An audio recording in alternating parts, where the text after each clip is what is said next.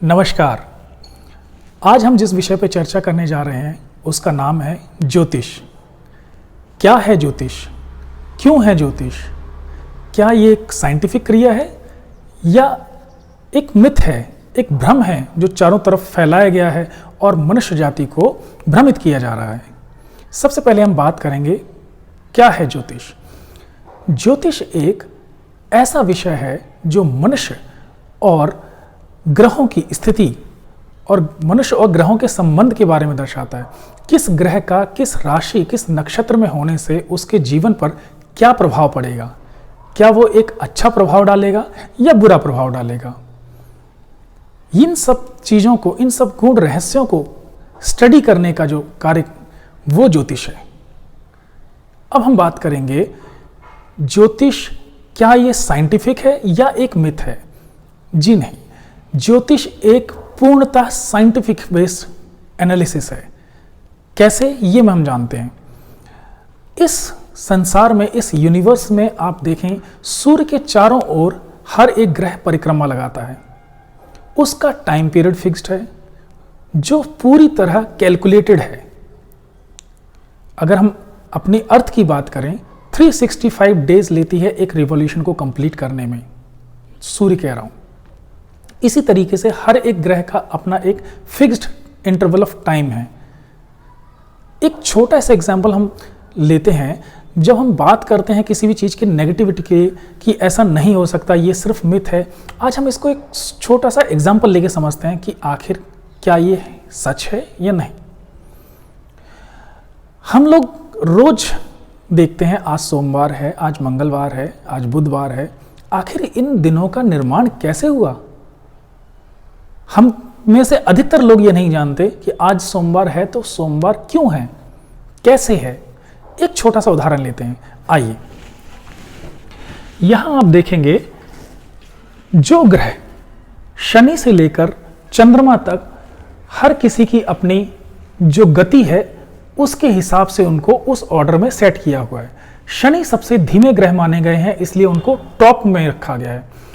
और उनके नीचे जुपिटर, गुरु, उसके नीचे मंगल, फिर यहां पे सूर्य और पृथ्वी। जब हम पृथ्वी को अपने ग्रह को सेंटर लेके चलते हैं तब हम बाकी ग्रहों की और नक्षत्रों की गणना करते हैं और उनकी पोजीशन देखते हैं, इसलिए हम यहां पे सूर्य को लेके चल रहे हैं। ये शुक्र है, मरकरी है और मून है। अगर आप ये ऑर्डर देखेंगे तो ये ऑर्डर जो है सबसे धीमे शनि है, उनसे तेज गति में चलने वाले यहां पे बृहस्पति हैं, फिर मंगल है, फिर यहां पे सूर्य है, फिर यहां पे शुक्र है और ये बुध, और सबसे तीव्र गति में चलने वाले हैं चंद्रमा। इस ऑर्डर में इनकी गति के हिसाब से हमने इनको सेट कर लिया है। अब मान लीजिए कि आज शनिवार है। अब आज शनिवार है तो कल क्या होगा, इस ऑर्डर से हम कैसे गणना करेंगे ये हम सीख लेते हैं। जो भी दिन है आज, उसका फर्स्ट आवर, पहला घंटा जो है वो उस पर्टिकुलर ग्रह को, उस पर्टिकुलर प्लैनेट को डिवोटेड रहता है। अगर आज शनिवार है तो यहां पे ये देखिए, ये घंटे हैं, ये पूरे 24 घंटे यहां तक दिए गए हैं। तो पहला जो आवर है, पहला जो घंटा है वो शनि को डिवोटेड है, मतलब शनि का प्रभाव, शनि की पावर इसमें ज्यादा रहेगी। इसी तरीके से दूसरा गुरु का, तीसरा मंगल का, चौथा सूर्य का, ये हर एक घंटा जो है एक एक ग्रह को डिवाइडेड है। इस तरीके से ये 7 जो हमारे ग्रह दिए हुए हैं उसमें इसका पूरा सर्कुलेशन हम डिवाइड करेंगे। फिर 7 पूरे ग्रह होने के बाद जब हम 8वें ग्रह पे फिर काउंटिंग लाएंगे तो शनि आ जाएगा। इसी तरीके से 8, 9, 10 और ये 14 तक 2 राउंड हमारे कंप्लीट हो गए। फिर से जब ये इस तरीके से करते करते प्रोसेस हम पूरा कर लेंगे तो हमारा देखिए यहाँ पे जो 24वां घंटा है वो मंगल का आया। मतलब एक दिन में 24 घंटे होते हैं और 24 घंटे कंप्लीट होने के बाद जब 25वां घंटा लगता है तो वो किस दिन का होगा, उसमें कौन देवता प्रधान होंगे, उसमें कौन ग्रह प्रधान होंगे, किसका इन्फ्लुएंस ज्यादा रहेगा, वो हमें यहां से पता चलेगा। तो यहां देखिए 25वां जो घंटा है, 25वां जो है वो सूर्य का होगा। मतलब आज शनिवार था, शनिवार के बाद जब अगला दिन आएगा वो सूर्य का दिन होगा। जिसे हम संडे कहते हैं।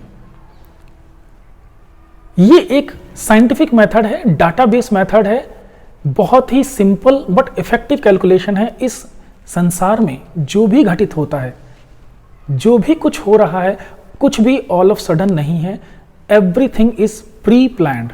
जस्ट हमें एक सही एनालिसिस की ज़रूरत होती है, सही तरीके से उस चीज़ को पढ़ने की ज़रूरत होती है, और उसी पढ़ने के तरीके को, एक सेट ऑफ प्रिंसिपल्स को एक बुक में कंबाइन किया गया है, जिस ग्रंथ का नाम है ज्योतिष। इस एग्जाम्पल को और अच्छे तरीके से अभी आपको समझाते हैं।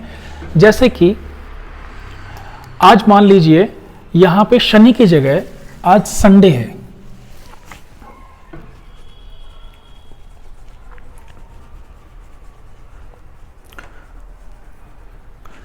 आपको थोड़ा और अच्छे से समझा देते हैं। मान लीजिए कि आज संडे है, तो संडे से तीव्र ग्रह कौन सा है? शुक्र। तो यहां पे वीनस हो गया, फिर मरकरी, फिर मून, उसके बाद फिर हम यहां पे आएंगे सैटर्न, फिर जुपिटर, फिर मार्स। हमने ये साइकिल जो थी, सबसे स्लोस्ट, जो सबसे धीमे ग्रह हैं से लेकर सबसे तेज ग्रह तक हमने इस साइकिल को फिर से दोहराया। पर इस दिन हमने सूर्य को प्रधान माना, क्योंकि आज जैसे मान लिया जाए कि आज संडे है, आज सूर्य का दिन है, तो सूर्य का पहला जो घंटा है, पहला जो घंटा आवर है, वो सूर्य का हो गया। इस तरीके से हमने फिर वही कैलकुलेशन दोहराई, दूसरा शुक्र का, तीसरा मरकरी का, और इस तरीके से हमारे सातों ग्रह के 7 घंटों को हमने डिवाइड कर लिया।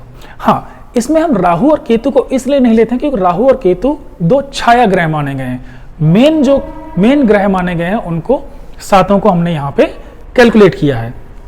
इसके बाद हम बात करेंगे इसी तरीके से 8वां फिर सूर्य आएगा, 15वां फिर सूर्य का जो आवर है फिर आएगा, इसी तरीके से 22वां आवर जो है वो सूर्य का आएगा। अब 22 के बाद 23, 24। अब देखिए, देखने वाली इंटरेस्टिंग बात यह है कि 24 के बाद जो 25वां घंटा लगेगा वो किसका होगा? तो 25वां यहां देखिए मून, यानी कि आज संडे था पहला घंटा, और संडे के बाद कौन सा दिन आना चाहिए? तो वो है मंडे, सोमवार। तो सोमवार का 25वां घंटा यहां पे प्रधान राशि हो गया। ये बहुत ही सिंपल सी ट्रिक है, बहुत सिंपल सी कैलकुलेशन है। आगे आने वाले लेक्चर्स में, आगे आने वाले मेरे वीडियोस में मैं आपको और भी बहुत बृहद जानकारी इसमें देने वाला हूं कि किस तरीके से ये ज्योतिष जो है टोटली डाटा बेस्ड एक स्टडी है, जिसमें हमारे ग्रहों के बारे में, हमारे नक्षत्रों के बारे में, और उन ग्रह नक्षत्रों का हमारे जीवन पर पड़ने वाला प्रभाव, उसके बारे में किस तरीके से ये होता है, किस तरीके से हमारे जीवन को प्रभावित करता है, वो हम देखेंगे।